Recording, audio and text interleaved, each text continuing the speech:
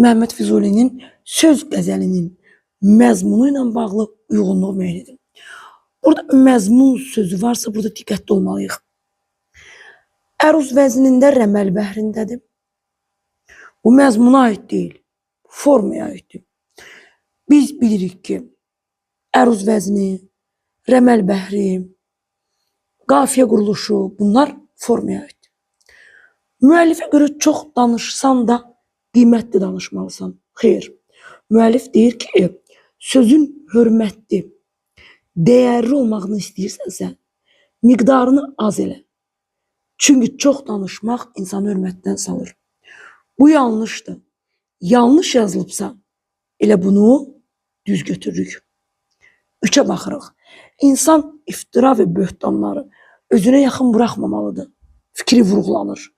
Belə bir fikir yoxdur burada. Buna yanlış yazılmalıydı.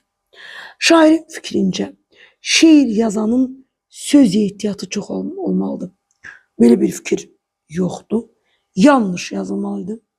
Söz əmbər qoxulu nigara bənzədilir. Buna doğru yazılmalıdır.